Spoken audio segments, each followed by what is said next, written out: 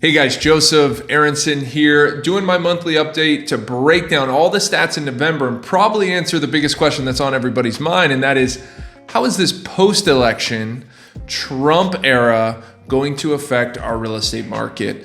On this month's episode, I'm breaking it all down for you guys. Here we go.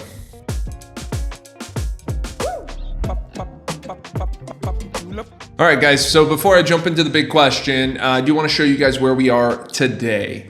In the last 30 days, we've seen 1,777 new listings come on the market, right? That's actually a little bit down from last month, but that's very typical for this time of the year. We're gonna see less homes enter the market through the holidays, and that usually picks up, probably say about February of the following year, we'll start to see inventory levels start to build.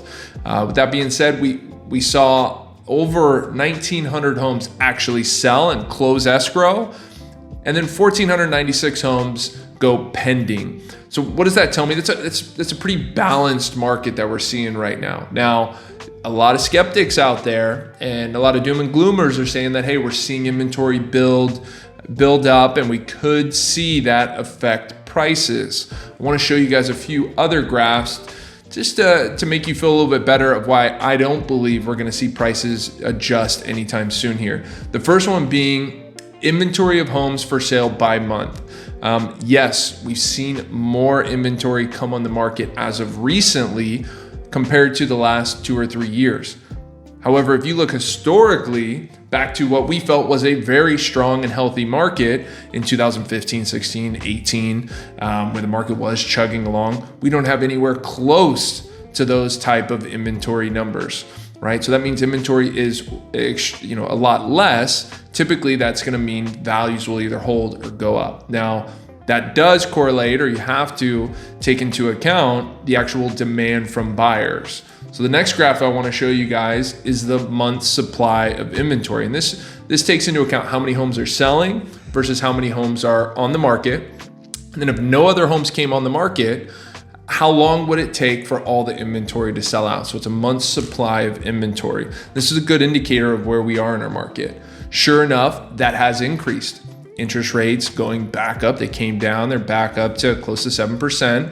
That has slowed down buyer demand a little bit. So of course, we're gonna see month's supply of inventory go up because we don't have as much demand. However, once again, we gotta look historically. And if you look back in 2015 and 18, where we had a really good market, we're not even close to those months supply of inventory. And those were markets that were still appreciating, still seeing values go up. So in order for these doom and gloomers to get what they are predicting and posting about, we really need to see this inventory level, their month supply of inventory, really get into the 4, 5, maybe even 6 months of inventory before we could see that switch and start to see values to come down.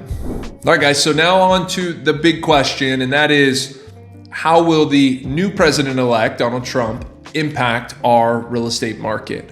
There's going to be people on both sides right now, people that are praising him for what he will potentially do in the real estate market, and some people that are doom and gloom and thinking that it's gonna drastically impact the market in a negative way. I want everybody to consider looking back historically of what has happened post-election, right, to the real estate market, not the stock market, but post-election in the real estate market. And I have an interesting graph that I was able to find. This shows since 1978 what has happened during an election year to home values and then post-election year. And sure enough, 11 of the last 9 election years and post-election years, we've seen values go up.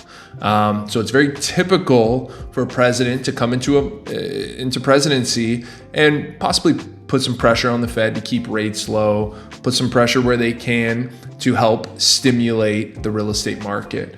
When we look back at Trump's last run, sure enough, we did see prices increase. It was a unique time with extremely low interest rates, but still, we saw the market increase. So take it for what you want. However, I do see our market still chugging along. And really, as soon as we start to see interest rates come down is when we'll see values go up. And the next stat that I want to point out here is that the president doesn't have all that much involvement on what can, happen in the real estate market. What really impacts the real estate market is interest rates. The Fed has already come out and said that they're going to continue to decrease the federal rate, which should over time decrease the mortgage rates that we're seeing today. And I found this really interesting graph that shows us what lower interest rates do to home values.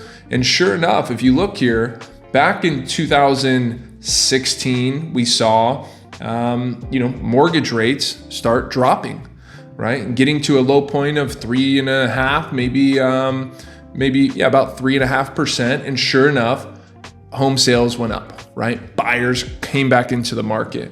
We saw the same thing, or the flip of that, in 2019, where we saw interest rates go up to almost 5%, and we saw existing home sales decrease, right? Now, once again, flipped back around.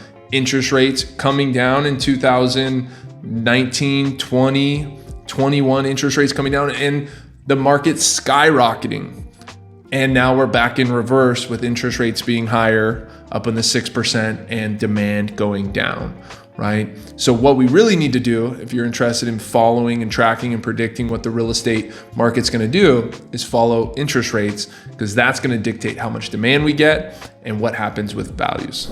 All right, guys, I hope this was some good information that I could share with you on this month's update. And I'm going to leave you guys with what I do every single month, and that is my buyer and seller advice for this month.